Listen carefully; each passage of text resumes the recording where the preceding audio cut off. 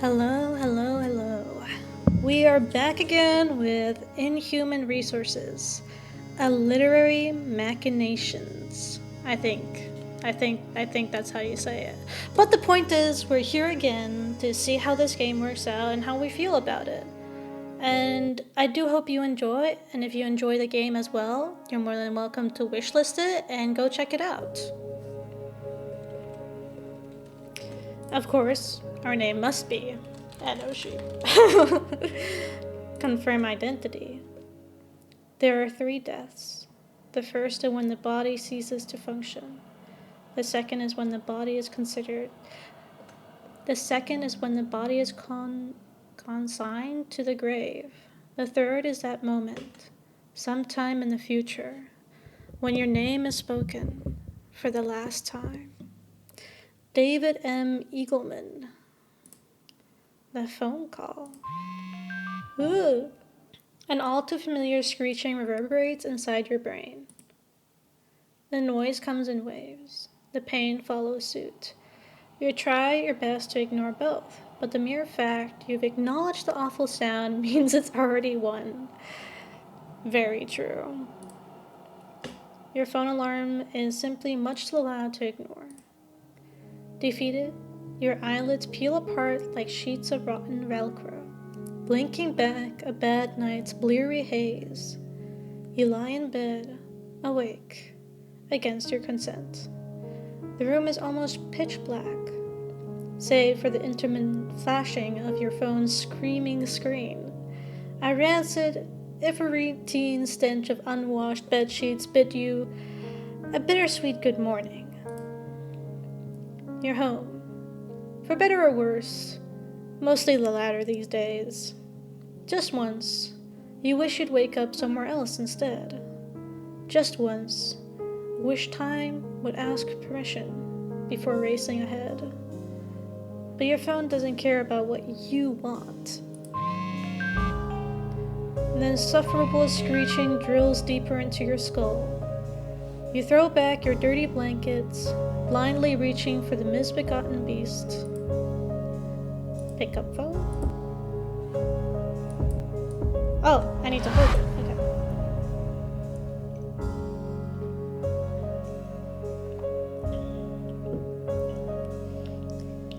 The slab of thumb-smudged plastic feels comfortable in your palm.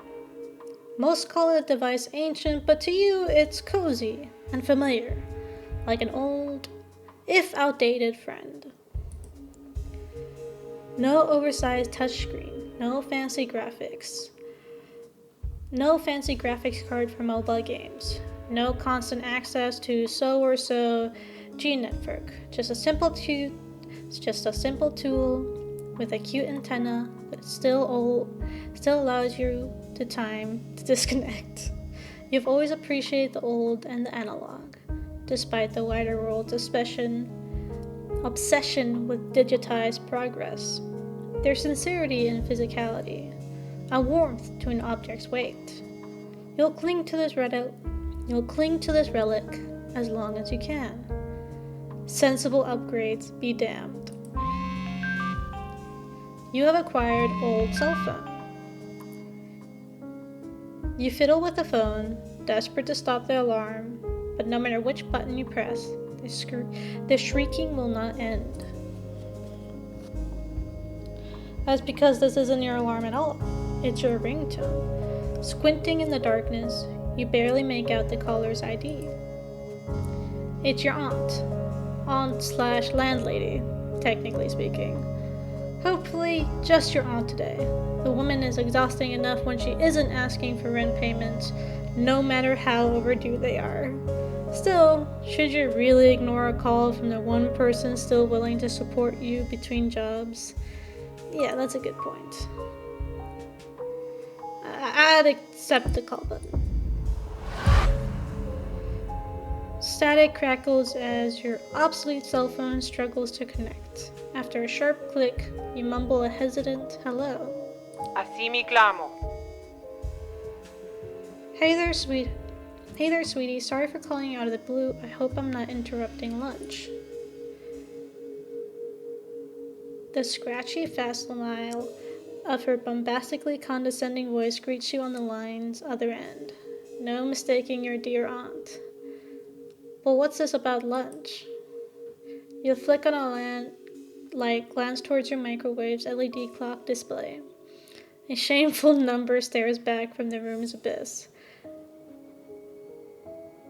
You wince and make up a half-baked lie, pretending to talk with your mouth full. Your aunt doesn't seem to buy it. Sigama no suku. Well, I'm sure you're very busy with job applications today, so I'll get straight to the point. Do you have any idea when you'll be able to send me last month's rent?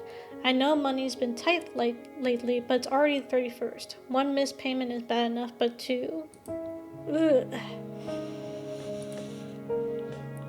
You feel yourself deflate, glancing to the tower of rejected job applications standing proud and precarious upon your messy desk. The top sheet almost grazes your modest apartment ceilings. I feel called out. I'm just saying, I feel called out since I, too, am struggling to find a job. Your aunt suggested print each refusal, claiming they'd make your eventual hiring all the more rewarding. Clearly, your aunt lives in a different era where they could get a job. You found that harder and harder to believe ever since the letter started to outnumber the dollars in your bank account. Así me clamo. Sweetie, do you have some kind of estimate for me? I would really need an answer today. See, this is why you don't rent out to family.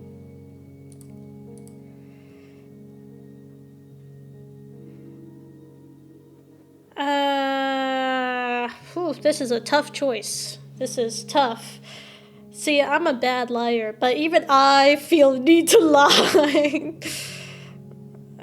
I'll just beg. You swallow your pride. It goes down easy. There isn't much left. Oh, there's a little grammatical mistake there. For the 100th time, 1000th, millionth time, you swear to send your aunt the money the second you get a steady paycheck. Until then, there's no way you can conjure cash out of thin air. Uncomfortable silence lingers over your phone speaker. After several torturous seconds, a disappointed sigh comes through. Tomoe Saka. Sweetie, I let you rent that place to give you a second chance, not to keep enabling this shameful do-nothing behavior of yours. Okay. You can send a dozen applications a day, and that doesn't mean you'll get accepted. Jimena Gomi. Honestly, I'd be more than willing to forgive delays if I knew you were actually trying, but you can't expect me to believe you've been pulling yourself up by the bootstraps into this job hunt all you've got when you've been living. Okay, I'm not reading that last part because it's rude, but you guys are more than welcome to read along. And, I'm just saying, she could probably send her all the rejection notices, since she's the one who said that was a good idea to begin with. You deflect the woman's accusation, blabbering in desperate denial, but as your eyes drift over the sorry state of your apartment, your ramblings turn to tragic silence. You've been immune to the stench for a few months now, but no amount of time will ever make you blind to the altars of wretchedness your neglect has erected on the floor. Crumpled stacks of crusty laundry litter the unmopped ground like landmines in an active war zone. Fly swarms, styrofoam containers amalgamated themselves into awkward, unstable modern art installations. Your largest one can only be referred to as the Leaning Tower of Takeout. Filthy cookware overflows from your sink, bathed in rancid dishwasher. A layer of film has formed on the surface, thick as the crust of a creme brulee. I do not want to read what's in the fridge. The outdated contraption hums like a thermonuclear lawnmower. Even though you know damn well it's not keeping anything cold. Maybe ketchup packets if you're lucky. There's no denying that this whole unemployment business has been taking a serious toll. One that's gone on long enough for your aunt's pity to become well-deserved contempt. We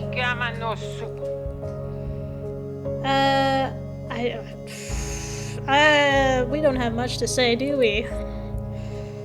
It's not your fault those stupid companies won't hire overqualified geniuses. She's right. Where's this go? She should just, Okay, we don't like the pity party option. And this is just overflated confidence. But I really also don't like the options where you're just talking shit about yourself.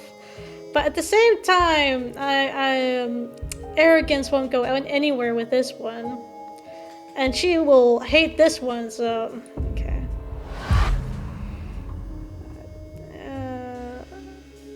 Okay. I guess both options were sarcasm. Aunt gets a word in edgewise. Your face is slick with tears and mucus. Time to pay for. Así mi clamo. Okay, thank God. Okay. She seems apologetic somehow. It sounds like she's begging out of irritation and out of worry for your well-being. But you listen nonetheless, taking time to control your breathing and wipe away strings of snot. The frown crackles with warbled noise as your aunt lets out a groan. Jimena Gomi.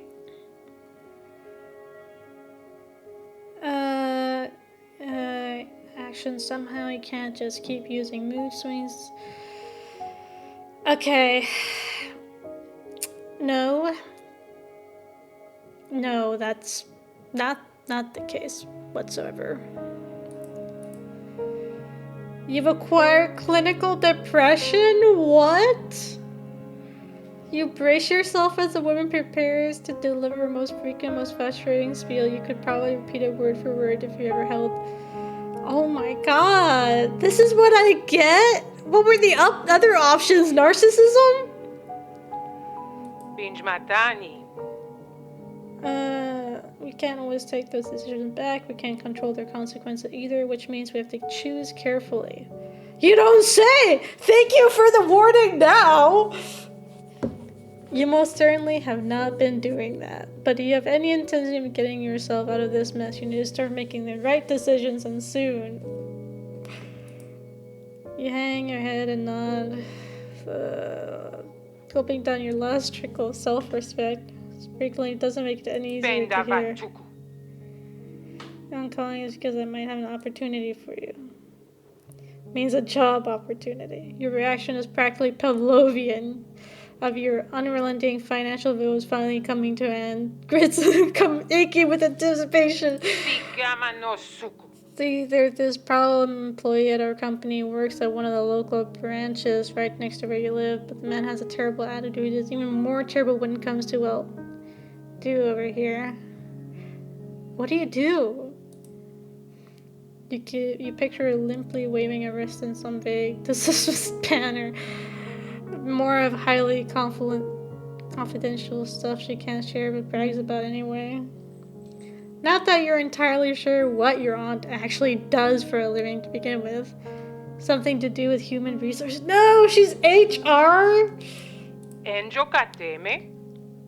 Needless to say, we'll be laying off a little sourpuss as soon as fitting replacement is sound, but we need that replacement fast. Company has a big business deal coming up. We can't afford to be short on staff right now. Luckily, I happen to know someone in dire need of a job. Happens to be entry level, no major qualifications needed. It even comes with sterling literary recommendation from your truly... Wow. Now, this won't be an easy job. Supervisors are very strict and anxiety has a way of following you home. But so long as you nail the interview, you're basically guaranteed stable income for as long as you need it. Smyrna Corp isn't prone to random layoff. I beg to differ, considering this poor sap who's getting fired. So how about it, sweetie? Shall I schedule something for you? I would be poor than deal with a workplace like that. No!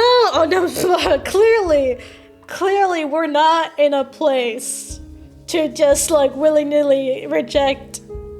Also, like, if we reject this, she could just evict us. Or not, it beats homelessness by a country mile. You agree to the offer. Ravenous insistence. Breathe a sigh of relief that lets out a nervous laugh. It almost sounds like she's in ecstatic disbelief. Either the fact that we were willing to do a job, or that this job is so horrible that she didn't think anyone would take it. Enjokateme. You have no idea what it means to hear you say that, dear. You're literally saving my life. So, about the back pay. You willing to, just forego it completely? You should probably be the one telling her that, but you won't complain about receiving gratitude instead of judgment for once. Without missing a beat, your aunt hammers at her computer keyboard, drafting you an email. You clamber your way out of bed, tripping over day-old takeout mounds of dirty underwear as you rush towards your laptop. I booked the earliest appointment I could possibly find. You should get an email with the time, address, and job description soon. Be sure to read everything carefully and do not be late. Mr. Burgard will skin me alive if I send him another unpunctual idiot. Damn, what? Oh, I was your second choice? Damn. Shakunijata. And make sure not to mention that whole depression nonsense during the interview. It might make Mr. Burgard think he needs to fix you. Whew. Fix you rather than offer answers your own whispers. Pinchmatani. Oh my god, what did she do to us? Good luck, sweetie. I hope you'll forgive me for this someday. What? You get an urge to call her back, but the ding with an indentation appearing in your inbox catches your attention first. Today at 4 p.m. sharp. Oh my god. You curse under your breath, rushing to shower and get dressed. Your stack of rejection letters gets knocked over by your charge and scatters across the room in a whirlwind of standard issue responses. You beg with every fiber of your being not to come home, with a new failure to add onto the pile. Proceed to the waiting room.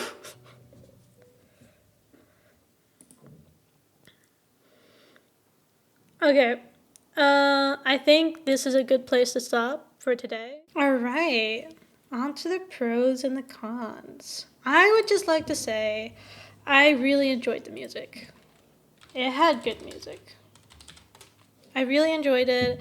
It really added tension and made it easier to follow along with the story than just hearing nothing at all. The next would be its slow burn. For some, this would be a con, but to me, I actually consider it a pro for it to be a slow burn.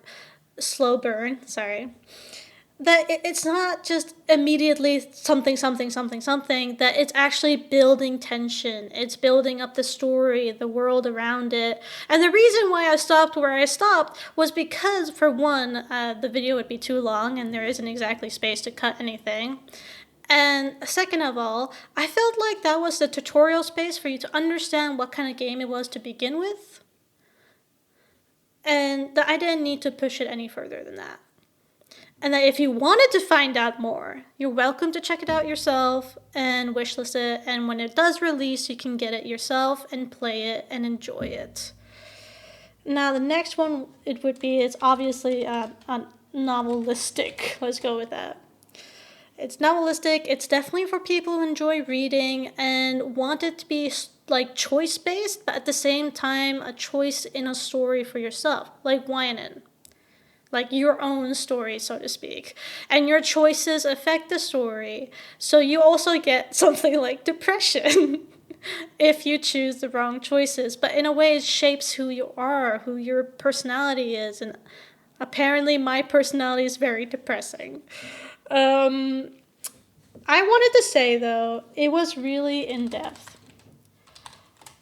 A lot of the writing and the characters, and like the aunt, for example, incredibly in-depth. It felt like a real person. It felt like thinking back on a real conversation that I've had with people. And I don't feel like I've had that a lot, especially with like NPCs, for example. I know this is technically not an NPC. It's a story. It's like a novel that I'm reading. But when it's still a game at the end of the day, and I've just really enjoyed that aspect of it. And for the last one, it's relatable. Now you can see I wrote relatable wrong, but that's okay. The point is you understand what I feel, and I feel that it's really relatable. First, that she's struggling to find a job. Second, she has depression. Those are all relatable problems people have and experience regularly, whether it's a loved one, yourself, or just friends, acquaintances that you know of. It's a struggle, and it's understandable to get the first job you can. Also, it's important for games to have something you can relate to because it gives you grounding. It makes the game immersive. Now for the cons. Like my shitty grammar. Grammar is one of them. I only saw one grammar mistake, which was left, which was turned into eft. But honestly, it's not that big of a deal. It's still something I should point out, but it's not big of a deal. It's still understandable, and 99% of the writing was excellent. Like, beautiful. And now for the second one, and I think this is actually important, it could be triggering for some people. It could actually be a big problem because, like that conversation with the aunt, dismissive, borderline insulting, no consideration whatsoever. And if she that badly didn't want to deal with, like, her niece or nephew not paying her the rent, she should not have rented out to family to begin with. Like, this was clearly something that would happen along the way. But I'm sure there are people who have had conversations like this in real life and had these struggles, and maybe they don't want to read about them. So I would like to clarify that this game is not for those who are having mental health issues unless they want to have someone they can relate to in a video game. But if they want to, like, keep themselves away from it, focus on themselves, then I would recommend for them to stay away. But otherwise, this is an excellent game, and I really did enjoy it. And I hope if you guys enjoyed it, or just enjoyed the sneak peek I gave you, you would be inclined to check it out yourself and maybe put it on your wish list. If you want more information, you can see it down below. I hope you all have a wonderful day, and as per usual, when you go to sleep, don't forget to count your sheep.